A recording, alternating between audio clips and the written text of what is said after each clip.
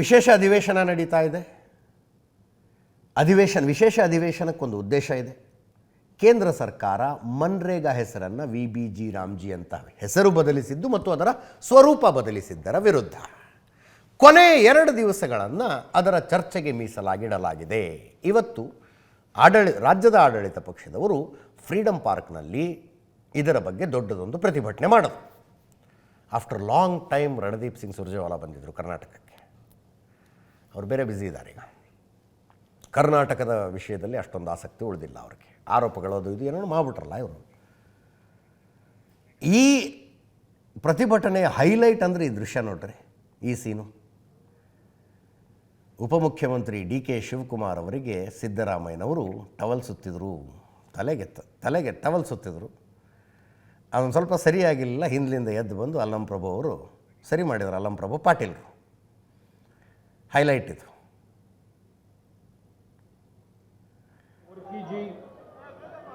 ಸಿದ್ದರಾಮಯ್ಯನವರು ಭಾಷಣಕ್ಕೆ ಅಂತ ಎದ್ದು ಹೋಗ್ತಾ ಇದ್ದಾಗ ಸೇರಿದ್ದ ಜನರ ಪೈಕಿ ಒಂದಷ್ಟು ಜನ DK ಅಂತ ಘೋಷಣೆಗಳನ್ನು ಕೂಗಿದ್ರು. ಸಿದ್ದರಾಮಯ್ಯನವರು ಸ್ವಲ್ಪ ವಿಸಿಬಲಿ ಗೊತ್ತಾಗ್ತಿತ್ತು, ಒಂಚೂರು ಸಿಟ್ಟು ಮಾಡ್ಕೊಂಡ್ರು.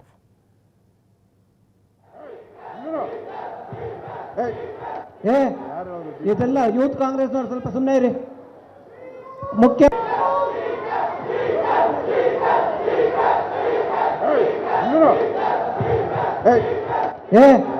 ಇದೆಲ್ಲ ಯೂತ್ ಕಾಂಗ್ರೆಸ್ನವ್ರು ಸ್ವಲ್ಪ ಸುಮ್ಮನೆ ಇರಿ. ಮುಖ್ಯಮಂತ್ರಿಗಳು ಮಾತಾಡ್ತಾ ಇದ್ದಾರೆ, ದಯವಿಟ್ಟು ಇಷ್ಟ ತನಕಿದ್ರಲ್ಲ ಹಂಗಿರಿ. ನೀವು ಯಾರು ಕೂಗ್ತಾ ಇದ್ದೀರ ನಂಗೆ ಗೊತ್ತು, ಸುಮ್ಮನೆ ಇರಿ. ಎಲ್ಲ ಸ್ವಲ್ಪ ಸೈಲೆಂಟ್ ಆಗಿ ಕೇಳಿ. ಈಗ Modi government has murdered Manrega in broad daylight. The diabolical conspiracy of Modi government and the BJP to attack the rights and livelihood of 11 crore Manrega workers. May I ask the BJP leadership of Karnataka, where should these 2 crore 25 lakh people go? ಇತ್ತೀಚೆಗೆ ಕೇಂದ್ರ ಸರ್ಕಾರ ಮನ್ರೇಗಾ ಕಾಯ್ದೆಯನ್ನು ರದ್ದು ಮಾಡಿ ಹೊಸ ಕಾಯ್ದೆಯನ್ನು ಮಾಡಿದ್ದಾರೆ.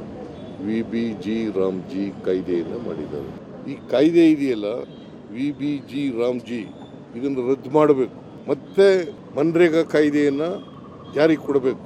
Gandhiji statue ಮುಂದೆ ಕೂತ್ಕೊಳ್ಳೋಕ್ಕೆ ಎಲ್ಲ ಥರದ ಹಕ್ಕನ್ನು ಕಳ್ಕೊಂಡಿದ್ದಾರೆ. ನೈತಿಕತೆ ಇಲ್ಲ. ಯಾರು ಕೂತ್ಕೊಳ್ಳೋ, ಎಲ್ಲಿ ಕೆಲಸ ಮಾಡಬೇಕು, ಎಲ್ಲಿ ಉದ್ಯೋಗ ಖಾತ್ರಿ ಯೋಜನೆ ನಡಿಬೇಕು ಅಂತೇಳಿ ಎಲ್ಲರ ಹಕ್ಕನ್ನು ಕೂಡ ಈ ಸರ್ಕಾರ ಕಿತ್ಕೊಂಡು ಮತ್ತೆ ಮಹಾತ್ಮ ಗಾಂಧೀಜಿ ಅವರ ಹೆಸರನ್ನು ಪ್ರತಿಯೊಂದು ಗ್ರಾಮ ಪಂಚಾಯತಿ ಮುಂದೆ ಅವರ ಹೆಸರನ್ನು ಜೋಡಿಸಿ ನಾವು ಹೊಸ ಆದೇಶವನ್ನು ಮಾಡ್ತೇವೆ. ಮಹಾತ್ಮ ಗಾಂಧೀಜಿ ಹೆಸರು ಇರ್ತದೆ. ಇದು ಕಾಂಗ್ರೆಸ್ ಸರ್ಕಾರದ ತೀರ್ಮಾನ. ಇದು ಮುಖ್ಯಮಂತ್ರಿಗಳು ಪ್ರತಿ ಗ್ರಾಮ ಪಂಚಾಯತಿ ಮುಂದೆ Mahatma Gandhi so and so ಗ್ರಾಮ ಪಂಚಾಯತಿ ಅಂತ ಬೋರ್ಡ್ ಹಾಕುವ ನಿರ್ಧಾರವನ್ನು ರಾಜ್ಯ ಸರ್ಕಾರ ಮಾಡುತ್ತಂತೆ. ಅದನ್ನ ಇಂಪ್ಲಿಮೆಂಟ್ ಮಾಡ್ತಾರಂತೆ. ಈ 3 ಜನ ಮಾತಾಡಿದ್ದೇನು ನೋಡಿದ್ರಲ್ಲ, ಲೋಕಭವನಕ್ಕೆ ಹೋಗಿ ಬಂದ ನಂತರ. ಲೋಕಭವನ ಅಂದರೆ ಇನ್ನು ಮುಂದೆ ರಾಜಭವನದ ಹೊಸ ಹೆಸರು, ಅದು ಚೇಂಜ್ ಆಗಿದೆ.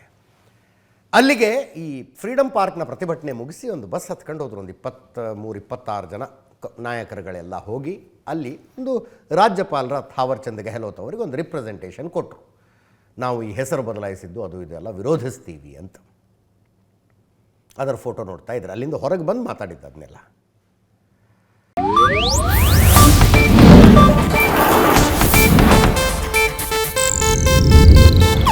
ಇದು ಏಷ್ಯಾನೆಟ್ ನ್ಯೂಸ್ ನೆಟ್ವರ್ಕ್ ಪ್ರಸ್ತುತಿ.